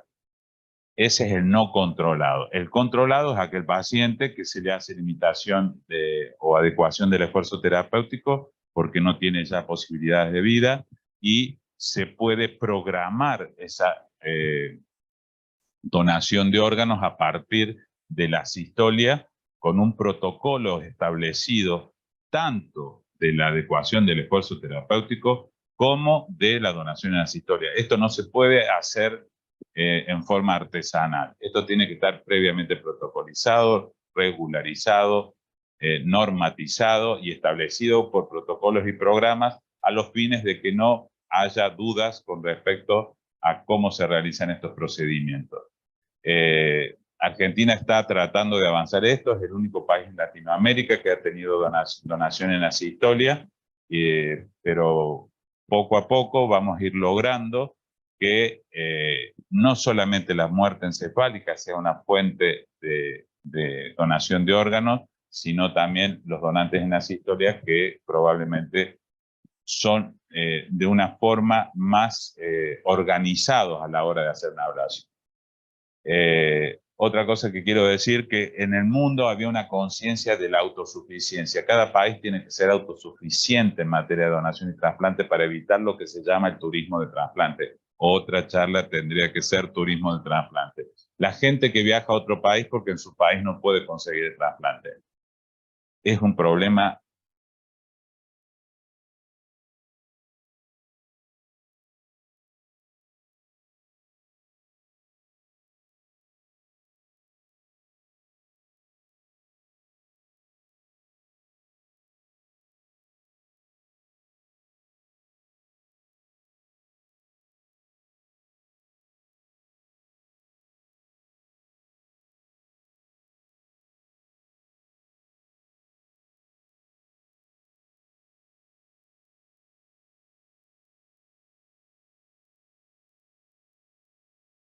tiempo, porque todavía nos queda uno de los momentos más importantes, que es que Noelia nos comparta su testimonio, ¿no? De todo esto que estuvimos hablando, cómo lo vive, ¿no? La persona que recibe todo este esfuerzo y todo este trabajo. Porque también siempre nos gusta mucho el momento de las preguntas o los aportes. Por ahí no sé si preferís hablar vos, Noelia, para no hacerte esperar tanto tiempo, o si querés quedar para el cierre. Bueno, vamos a hacer así pequeñas intervenciones, los que quieran. Lo que sí me parece que bueno, el poder escucharlos a quienes trabajan en esta temática ayuda a los que no estamos tan de adentro a entender por qué cuando hablamos de donación se nos abre en la cabeza todo esto, ¿no? El tema de la accesibilidad, un montón de estas cuestiones que se estuvieron planteando, el tema de la equidad, que nuestra región, Latinoamérica, es la más desigual del mundo, ¿no? Esto, y tiene que ver con esto, ¿no? Con las faltas que tenemos en las posibilidades y en la equidad de poder recibir lo que necesitamos. Entonces hay mucho trabajo por hacer.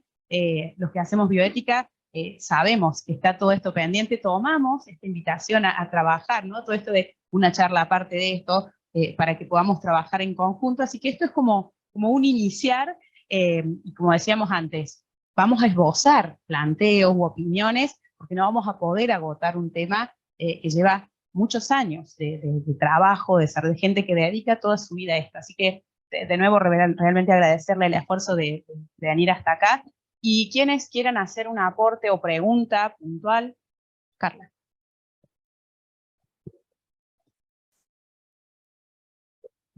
¿Qué tal? Buen día. Muchas gracias. La verdad que se aprende.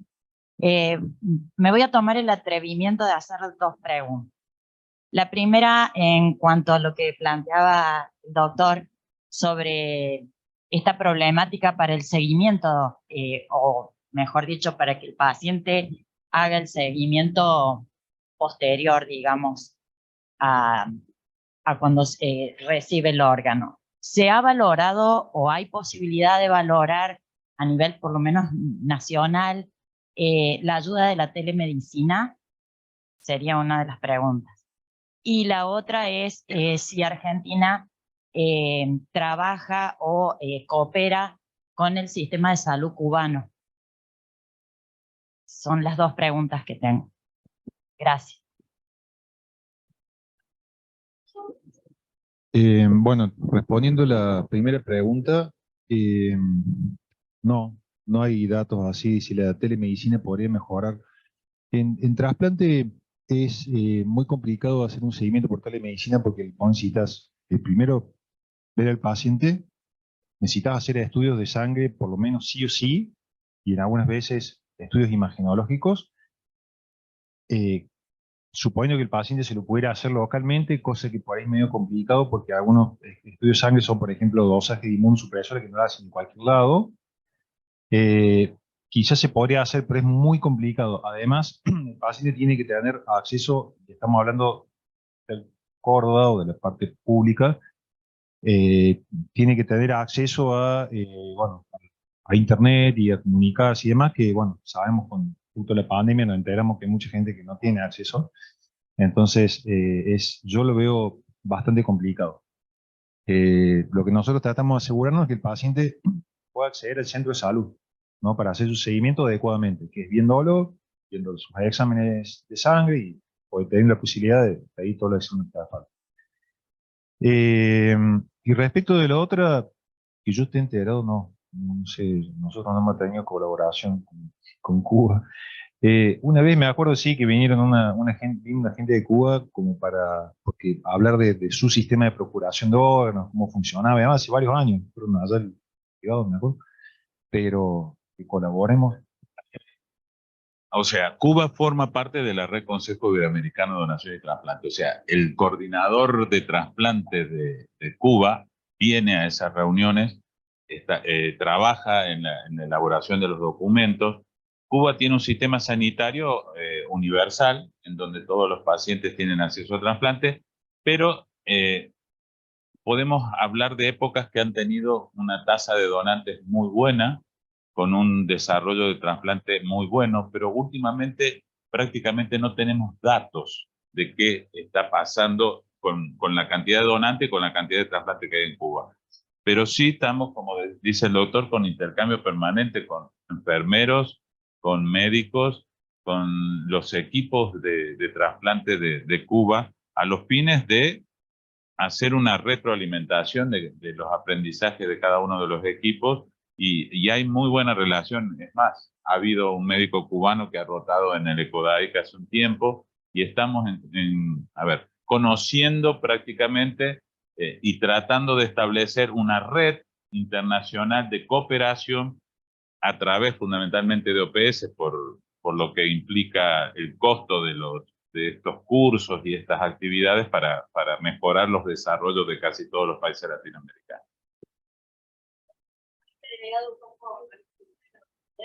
A tu consulta, cuando una persona previo al trasplante se encuentra en espera, puede gestionar un certificado de discapacidad, que la mayoría quizás no conoce, y puede gestionar para venir a controles, y puede gestionar una ayuda económica, que es una pensión no contributiva. Todo eso colabora a veces para facilitar la adherencia que llamamos al tratamiento, básicamente que tenga recursos para acercarse obteniendo un pasaje colectivo gratuito al centro de trasplante, o teniendo una pensión para ello. Luego del trasplante, ya las juntas, las juntas de discapacidad entienden que no reúne los criterios para tener un certificado de discapacidad. Muchas veces no se lo renuevan, a veces sí, dependiendo del caso. Para ello hay una ley específica para personas trasplantadas, que es la 26.928. Esa ley ya tiene varios años desde que se reglamentó, es una ley nacional, y para ello tiene 3 beneficios que son los más interesantes a los fines de la adherencia al tratamiento. Uno de ellos es que la persona trasplantada puede tener una pensión también no contributiva, en el caso de que no tenga un ingreso propio. Pues se gestiona y se otorga, se está otorgando ágilmente.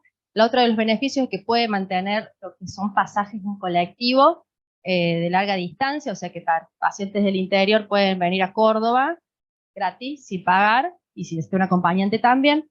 Y también la ley hace referencia al tema de la cobertura, fundamentalmente pensando en aquellas personas que tienen obra social y que a veces las obras sociales no le cubren los controles periódicos, los laboratorios, las imágenes. Bueno, hay un apartado que hace referencia a que la cobertura tiene que ser el 100% de todo lo relacionado, todos los estudios, controles, medicamentos relacionados con su trasplante. Esta ley ha venido a ayudarnos mucho a los fines de que los pacientes puedan tener elementos para reclamar, para venir. De todos modos falta, pero bueno, esto nos ayudó mucho a estos fines, ¿no? Un segundito, vamos a hacer un...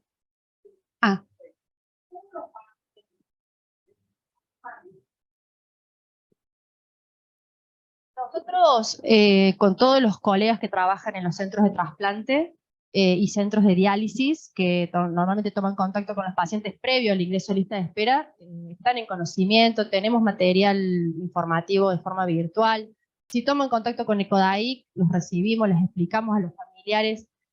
Sabemos de que muchas veces la información se le da y quizás no llega, o dice, pero ¿cómo puede ser? Yo estoy trasplantado y no lo sabía. Bueno, buscamos la forma de que por eso lo comentamos siempre que podemos, se lo comentamos al equipo de salud.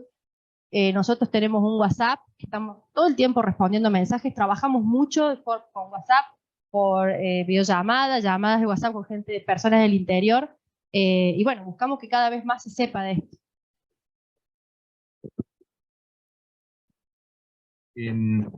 Respondiendo a eso, bueno, pueden decir acá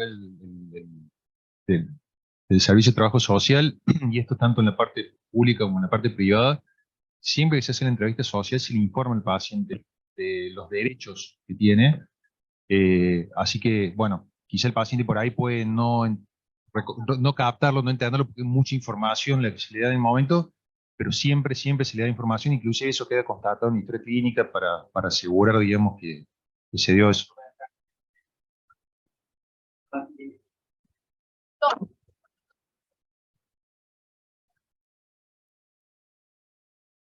Tiene estos beneficios, la ley hace referencia a más beneficios que tienen que ver, como dijo el doctor, vivienda a nivel laboral, pero bueno, lo que está reglamentado y lo que está vigente es esto.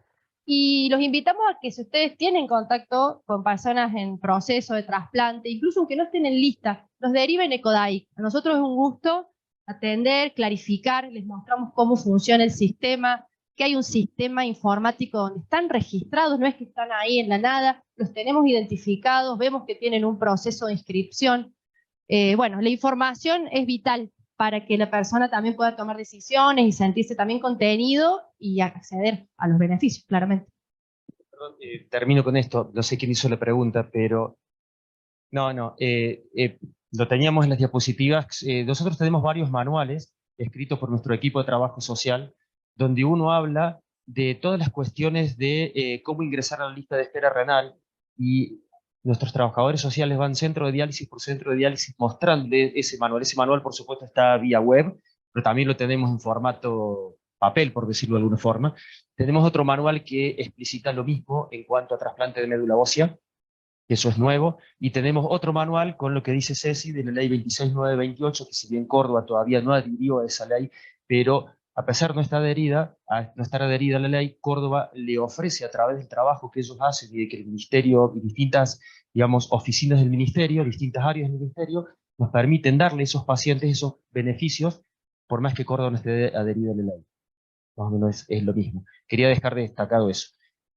Y para terminar, le voy a decir, Fernanda, una cosita. Como ustedes ven, el proceso de donación y trasplante hace muchos años atrás, nosotros éramos procuradores de órganos, nos dedicábamos a valorar donantes y a trabajar hasta la extracción de los órganos, pero con el tiempo nos fue atravesando, y hoy la práctica del trasplante es verdaderamente una práctica médico-social, que si no tuviéramos el trabajo que ellos hacen, para que las personas cuando reciben el órgano no lo rechacen, porque si no de nada sirve tanto esfuerzo, eso es sumamente importante. Hoy nos vemos atravesados por una cosa que es bastante más compleja y que incluye el pretrasplante, el trasplante propiamente dicho y el seguimiento post-trasplante, bueno, que es lo que estuvieron hablando. Así que bueno, muchas gracias. No sé si hay algo más.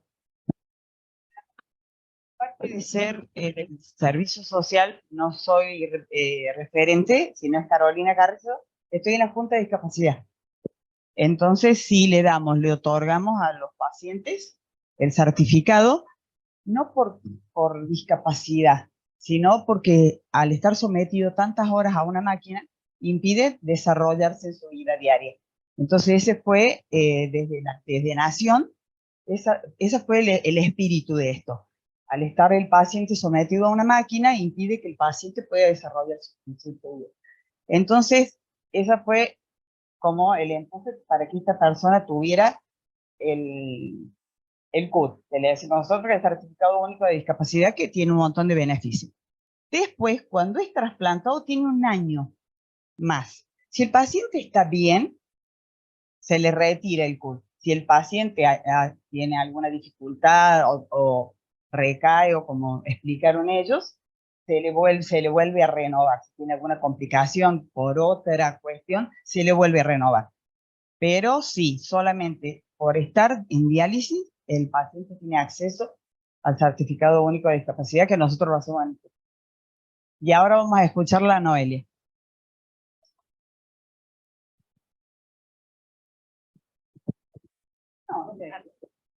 Bueno, buen día, pasadas las 12. Bueno, yo soy paciente trasplantada ya en el 2020, en noviembre, también de renopáncreas, digamos. Es una experiencia, la verdad, que muy rara, pero muy linda a la vez, porque, bueno, ya cambió no 180 grados, sino 360 grados. Yo era diabética desde muy chiquito, de insulina independiente, así que tengo años en hospitales, digamos. Todo este tiempo le he llevado lo mejor posible. Siempre la rebeldía de todo adolescente, que siempre, no, un día me inyectaba, a la tarde no. Es como que, bueno, en eso me llevó, digamos, a terminar, digamos, en diálisis. Este último tiempo fue grave, porque casi entró en un coma diabético. Siempre, digamos, con los apoyos del, como dicen, médico, paciente y familia. En lo socioeconómico siempre ha sido estable, no ni muy arriba ni muy abajo. tengo la contención de amigos, principalmente los pilares que yo digo, mis padres, que eso es muy importante,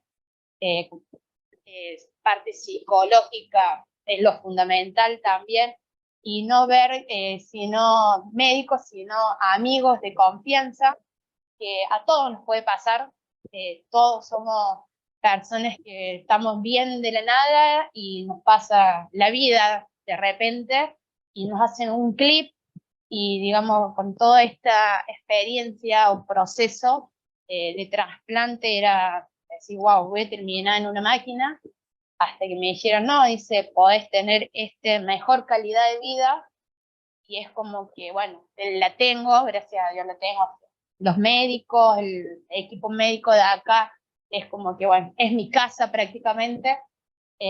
Todo este proceso, por ahí al principio me costó, porque dije, bueno, voy a morir siendo diabética o voy a morir en una máquina, y no fue así. Gracias a Dios no tengo fístula, no tengo nada. Sé la cantidad de gente que hay en una lista de espera, porque siempre me gustó la parte médica y estar en eso, ser solidaria, ayudar, y decir, en 5 meses me trasplanté, tuve un mes con COVID, en plena pandemia, que mucha gente hemos perdido familiares, amigos, que no sabía si iba a salir o no. Bueno, me contagié COVID, en 48 horas me llamaron, era que los rechazaba, no quería saber nada, porque era 13 horas, soy mamá soltera, un nene a cargo, y decir que no, y bueno, todos me empujaron, es el momento, y bueno, acá estoy. La verdad que es cuidarte, hacer una vida normal, levantarte, sí, como digo por ahí, gracias a Dios mío, un día más de vida, cambiar la insulina por una pastilla, pero puedo comer de todo. Siempre he sido de decir, los médicos te dicen o te educan para tener una mejor calidad de vida, que eso está en la voluntad de uno de decir, bueno, me dio esta oportunidad, los médicos me dieron esto, y es seguir adelante. Es un proceso que se lleva día a día. Al principio es como que me costó, porque decía, uy, bueno, día por medio venir al hospital sin ganas, o bueno, decir, no, tengo que seguir, digamos. Y bueno, ya hace 3, 4 meses que no vengo, así que es mucho. Bueno, ahora volvemos, pero feliz de dar mi testimonio, que cuando uno quiere, las cosas se dan en su momento. Y poner también la voluntad de uno y confiar, digamos, en el equipo médico, que es un equipazo, ya sea, como le dije recién a ella, anduve por todos los hospitales de San Roque, de acá, y está bueno porque conoce un montón de calidad de gente, y eso es lo que no se tiene que perder, la empatía hacia el ser humano, que hay que saber dejarse ayudar. Entonces yo hoy por hoy valoro eso.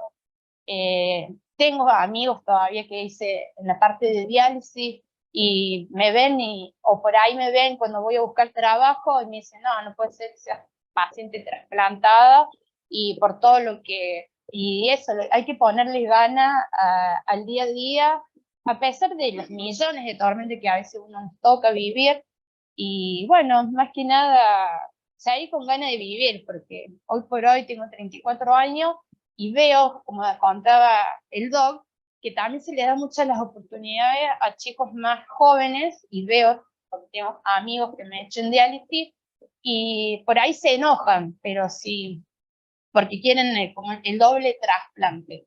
Y por ahí pasa eso, si vos no te cuidas al principio, como te dice, que es un seguimiento médico de paciente, pasa eso, volvés a las recaídas. Y por ahí dicen los médicos, lo rechazó una vez, no se cuidó, y dice, prefiero darle a alguien que sí tiene ganas de vivir, porque me pasó, lo viví, y al principio dije, hasta el día de hoy me pregunto, tuve 3 meses en diálisis, cuando hay gente que está años esperando por un trasplante.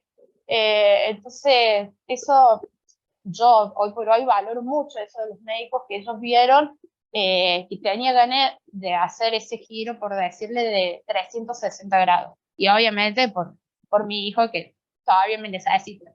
Y sigue mis pasos de luchar y valorar lo que es la vida, porque la vida es una sola, es así. Bien, mal, yo por ahí lo veo, seamos ricos, pobres, como esté hoy en día la sociedad, la vida es una sola, porque no sabemos si salimos de acá, y hay que disfrutar el momento que nos brindan todo el equipo como también mío, porque yo también pongo, yo puse el cuerpo y decía 13 horas en una cirugía, que esto, que lo otro, y hoy por hoy estoy feliz, así, la verdad que, y ser consciente, porque tengo amigos que todos me dicen, no, estás remetida que con los trasplantes, y no, y yo los hablo, hay que saber educar, y a la sociedad les falta eso, saberlos educar, que es como explicaba recién el médico, cuando le diagnostican ese tipo de ya diagnóstico, puedes salvar 7 vidas más, y a lo mejor voy a decir, yo, por ejemplo, particularmente digo, me gustaría conocer la familia de este donante cadavérico, digamos, y decir, tu hijo, tu yerno, tu abuela, de lo que sea, sigue viviendo un pedacito de su cuerpo en mí. Es como que no se murió. Y eso es lo que por ahí me queda en mí, digamos, de decir, bueno, estaría bueno que por ahí cambiara eso, pero es parte ya legal, es como me gustaría de otro punto de vista. Así que, pero bueno, me quedo con eso, que esa persona que me donó sus 2 órganos, me salvo, y si sigo con esto, a lo mejor de acá a 15, 20 años, sigo con lo mismo y no hace falta, digamos, doble trasplante o lo que sea. Pero bueno, hoy por hoy estoy muy feliz. Así que, gracias.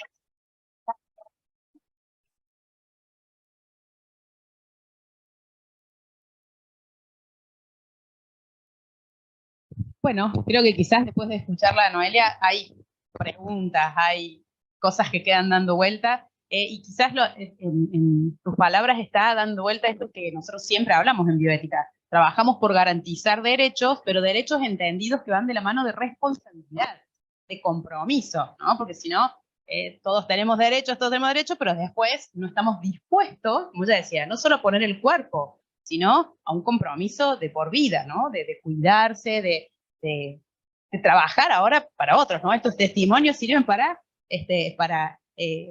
dar realmente testimonio con tu vida, de que todo este esfuerzo de todo el equipo de salud realmente lo vale, ¿no? Así que mil gracias por las ganas, porque estaba súper entusiasmada y quería estar con nosotros. Así que no sé, ¿quién más? Opiniones, preguntas.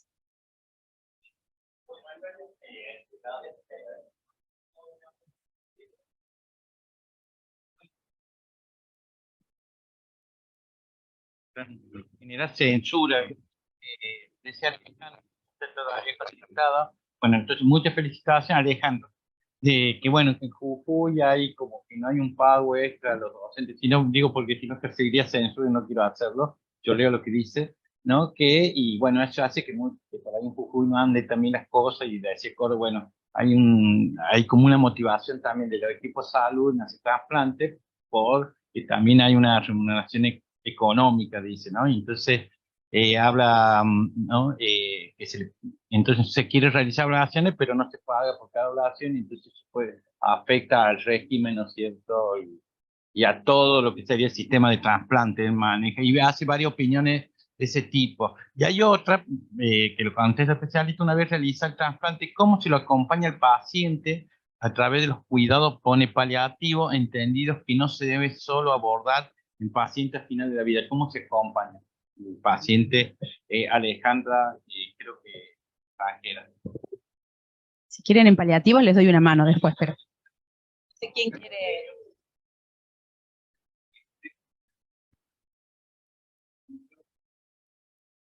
No sé quién. Vamos a responder en conjunto.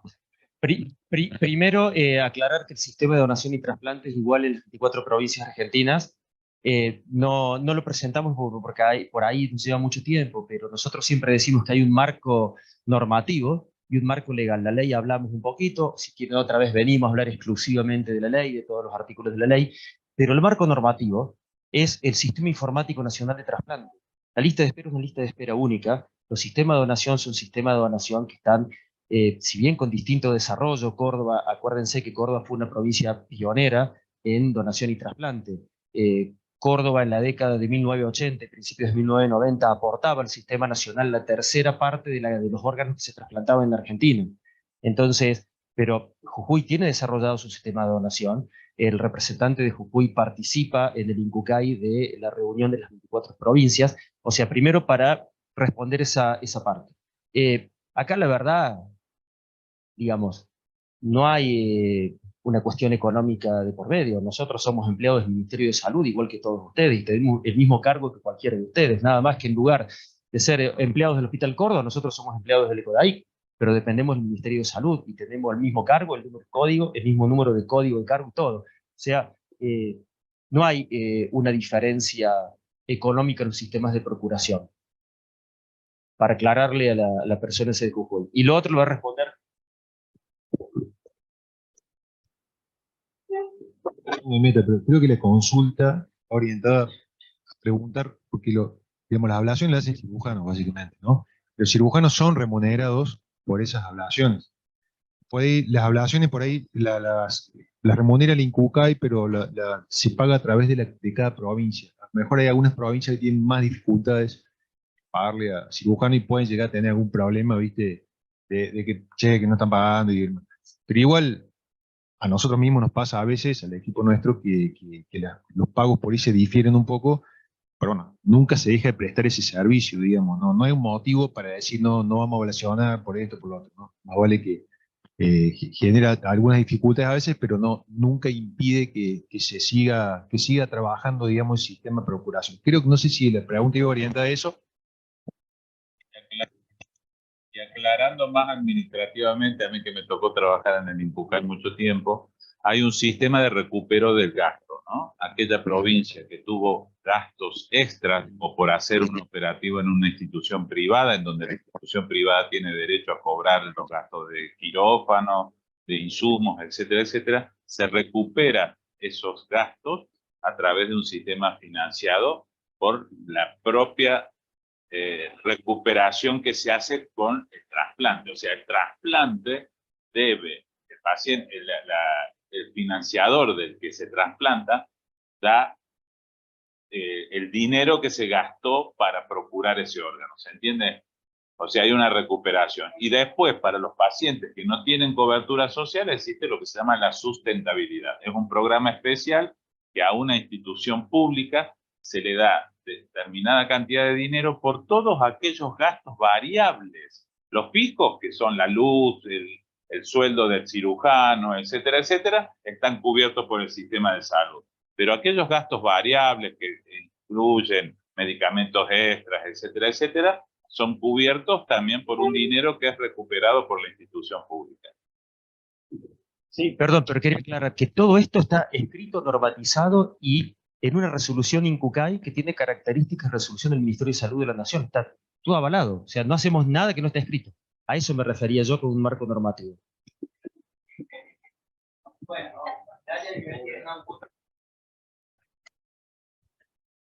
correcto de este diputado, candidato, etc. Y quería que no nos parece terrible, que puede generar un daño muy grande esto de la venta de oro, esto que se ha ido proponiendo. De hecho, salió un poco en ese contexto, ¿no? También de la vida estamos preocupados. No, le quería como duda preguntar si hay gente que ya ha hablado preguntando si podía, usted como ECODAI acá en Córdoba, si está haciendo para mí un daño que se genera esto, que los medios cierto amplifican y qué sé yo, y moldean hasta cabeza en algunos casos. Digo, si ya he tenido gente que ha preguntado cuánto puede vender un riñón a partir de todas estas cosas, digo, o hay algo de eso. Digo, espero el corazón no, porque le tienen que aclarar que también es fiambre, pero digo,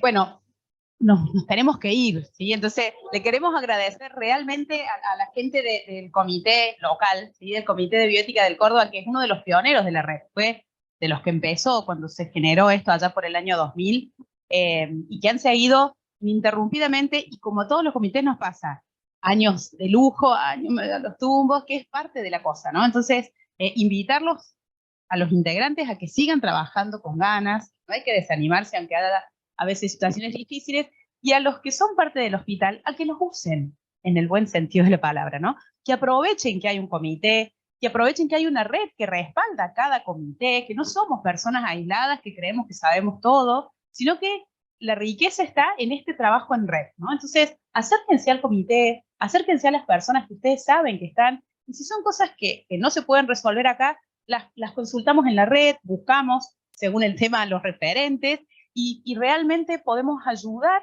a que de a poquito vayamos aportando y mejorando. Y una última cosa que cuando escuchaba recién, cuando hablamos de la autonomía, ¿no? De yo soy libre, yo decido y yo hago lo que yo quiero, siempre hay límites, ¿no? Ayer en otra actividad que teníamos en el oncológico salió el tema de la autonomía como que no es algo absoluto, a diferencia de lo que creemos, ¿no? El límite está en que primero para yo poder decidir tengo que tener todas las herramientas, tengo que saber, tengo que conocer qué es lo posible y qué no, y además tengo que tener la libertad de que no estoy condicionado porque tengo hambre, que no puedo trabajar, ¿sí? Porque esas decisiones no son libres, ¿no? La desesperación, la angustia, nunca es terreno adecuado para tomar decisiones, ¿no? Entonces quizás hay mucho trabajo por hacer para asegurar esas condiciones previas para que todos después, con la información, que es otra de las cosas que no pudimos tocar en detalle, ¿no? Pero la clave de todo esto es que las reglas de juego estén claras, que sea transparente, para que no haya dudas.